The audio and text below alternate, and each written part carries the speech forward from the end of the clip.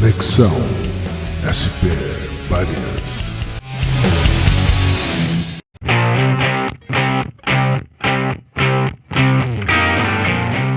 Mas quando vira capitalismo, não teremos mais injustiça social? Não, há outros problemas, sim, mas é inegável que você tem uma melhora enorme de vida. Como foi o caso do governo do PT. O governo do PT implantou o Bolsa Família, que é, querendo ou não, na visão de muitos autores, enfim, um instrumento de desenvolvimento capitalista, uma vez que você vai colocar dinheiro na mão dos mais pobres, e você teve um aumento do nível de vida formidável. Então, ou seja... Só para pontuar aqui, porque eu quero continuar falando da pandemia. Sim, temos que entrar nesse ponto. As atitudes do PT, essas ações aí foram keynesianas, né?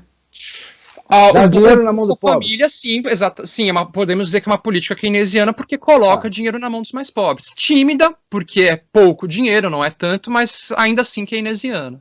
Muito longe de ser comunista. Sim, não, isso não tem nada a ver com comunismo.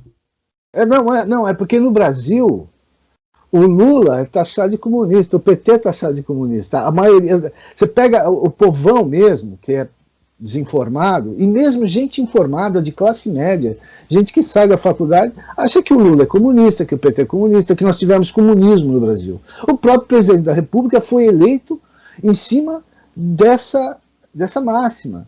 Precisamos eliminar a esquerda, acabar com os comunistas, mas que comunistas? Sim. Inclusive, aquele senhor lá da Virgínia, que tem uma campanha forte em cima disso, dizendo Sim. que tem a ameaça comunista. Aliás, já falamos sobre isso nos programas anteriores. Não, aliás, até só para abrir parênteses, né, um dos principais autores que fala dessa questão de renda básica, né, no século XX é o Friedrich Hayek, que é um economista da escola austríaca ultraliberal, que era a favor justamente da renda básica para que todos pudessem ter uma renda. Né? Renda básica universal. Sim, é uma proposta, ela não nasce com o Hayek, né? Ela, enfim, já é mais antiga, mas quem desenvolve mais esse conceito no século XX é o Friedrich Hayek, que é um economista ultraliberal da escola austríaca.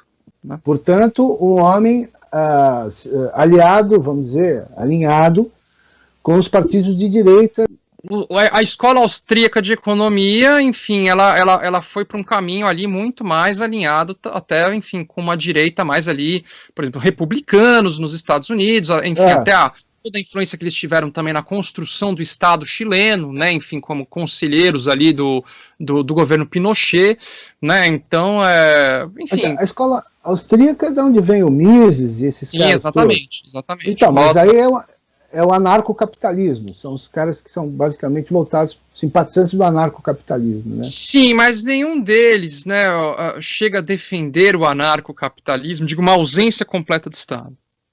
Né, eles, utopicamente sim, mas enfim, eles acreditam que isso não é possível, né, enfim, e no caso do Hayek até ele fala que não dá, né, enfim, isso aí acaba sendo só uma utopia, né, na visão, né, enfim. Eles próprios reconhecem isso. Uma completa ausência não dá, né? Eles colocam que não dá, uma completa ausência é impossível. Mais pra frente, lá no ato 1 lá do pandemic, né, da pandemia, né, do Who's in Control, né, quem está no controle, os teístas, tem um textinho ali dizendo assim, os teístas dizem, né, isso é o fim, né, os teístas, né, e os cientistas respondem, não, apenas um vírus, né, então, aí a seguir os céticos vão dizer assim, armas biológicas, está perguntando, é pergunta, conspiração ou acidente natural, ou acidente causal, né? E aí, em seguida, tem o Dr. Francis Boyle e o Pepe Escobar falando sobre isso, e o Dr. Francis Boyle, que você sabe quem é ele, né? Ele aparece aí, ele é professor de Direito Internacional, e foi o cara que também escreveu a Convenção, né, das Armas Biológicas e tal, a parte de proteção, né, lá nos Estados Unidos. É um homem entendido no assunto. E o que ele fala ali é sobre o seguinte, isso muito provavelmente é o princípio, sei lá, de uma guerra biológica, tipo uma arma biológica. O que você acha em relação a isso? Porque o Pepe Escobar também aponta nessa direção. de uma probabilidade, de uma possibilidade, porque inclusive ele fala sobre Fort Detrick, em Maryland. O que você acha? Discordo completamente.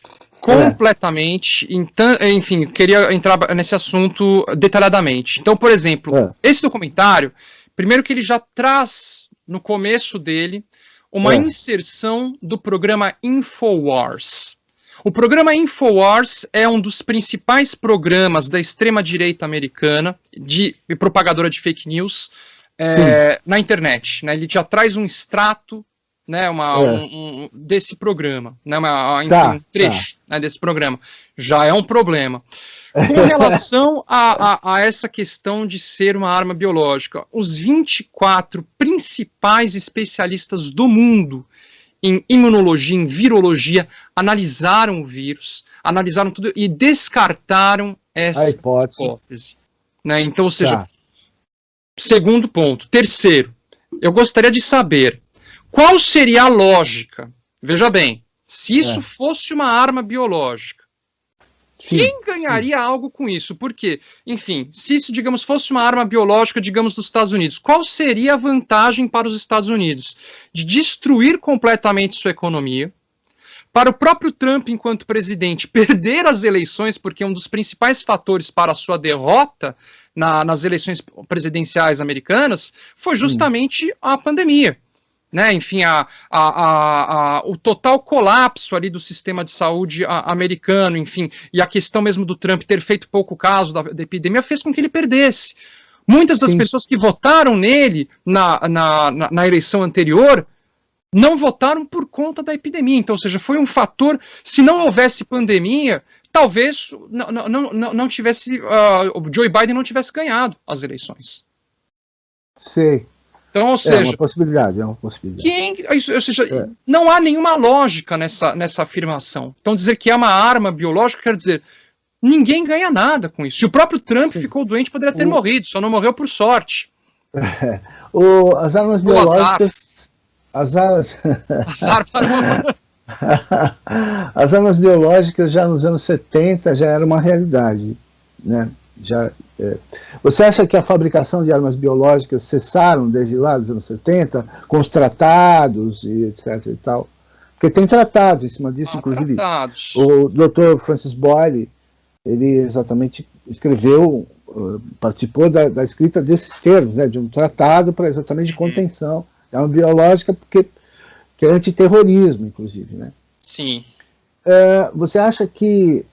Porque eu estudei um pouco isso nos anos 70, 80, depois eu nunca mais tive contato, uns tempos para cá é que voltou à tona esse assunto de arma biológica. Você sabe que a própria Rússia mesmo, né, chegou a usar aí arma biológica contra... Não teve um caso aí não sei se foi um ex-agente russo. Sim, eles usaram ali um patógeno, um patógeno. Fort Detrick foi um grande fabricante de patógenos e foi fechado meses antes do começo da pandemia, né, em Maryland, Fort Detrick. Fort Detrick você sabe o que é, né? É um dos maiores laboratórios do exército americano. Você acha então que as armas biológicas cessaram? Quer dizer, não se fabrica mais armas biológicas? Porque é o seguinte, se não cessou a fabricação, então por que não cessou e o que se faz então com essas armas que não se usam?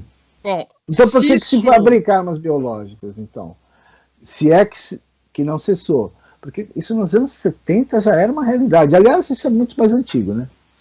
Bom, nós presumimos que tanto armas nucleares quanto armas químicas, quanto armas biológicas cessaram porque é uma série de tratados. Se há países que de repente produzem isso na surdina, escondidos, essa é uma outra questão. Essa é uma outra questão de desrespeito a tratados internacionais.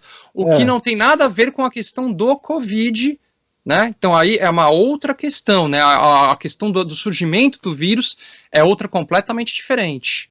Então... porque o Pepe Escobar, você viu lá que ele já fala, ele anuncia logo no começo, o que agora está se falando na imprensa, das várias mutações do vírus e dos fatores de mutação, né?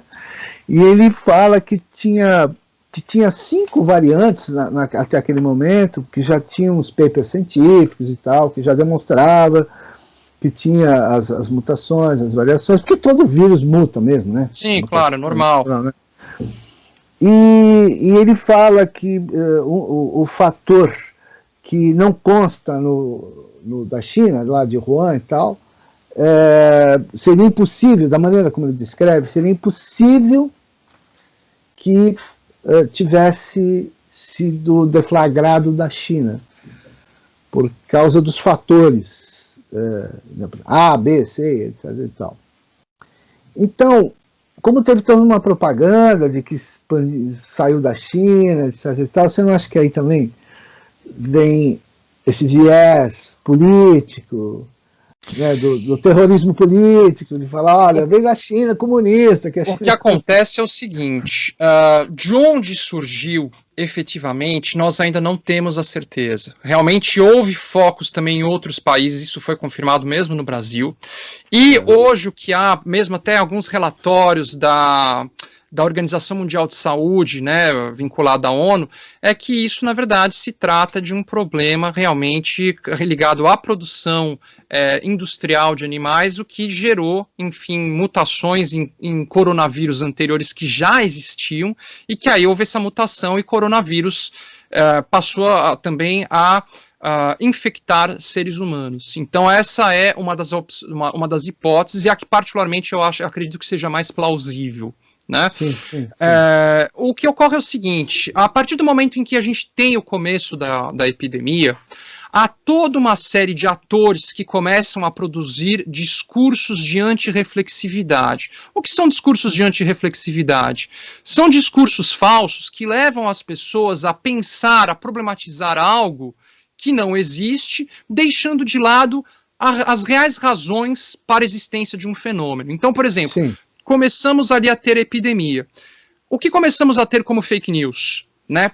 O que vem dos Estados Unidos. Quando eu digo vem dos Estados Unidos, você, telespectador, internauta, eu não estou dizendo que é o governo americano que produziu isso. São o quê? Grupos de extrema direita, como aquele jornal Breitbart, que é ligado ali ao Steve Bannon e tal, que começaram a produzir essas fake news, né? Dizendo que aquilo vinha da China, era uma arma biológica feita pela China. Depois, o que acontece, e isso daí que eu estou dizendo agora são informações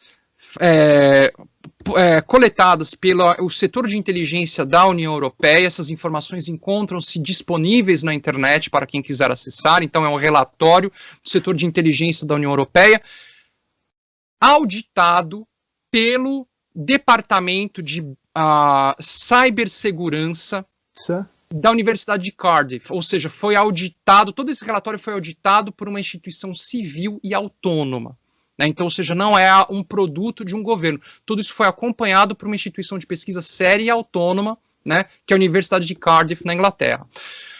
Então, do outro lado, né, no Oriente, você começa a ter a produção também de fake news por parte da Rússia, por parte da China e por parte do Irã e da Turquia. Repito também novamente, não há provas nesses relatórios não afirmam que sejam esses países, porque não há provas. Vem de lá, eles rastrearam de onde essas notícias estavam sendo produzidas. Se aquilo pertencia a um departamento do governo desses países, nós não sabemos. Podemos até pressupor que sim ou não, mas não temos certeza. O fato é que vem desses países, não estou dizendo que vem do Estado, mas se origina nesses países. Então a Rússia começa a dizer que, na verdade, foi uma ação americana. A China também. Na verdade, segundo o relatório, o primeiro país que produz essa fake news, dizendo que é uma arma dos Estados Unidos, é o Irã. E a partir daí, Rússia e China passam a replicar, né, essa fake news produzida no Irã.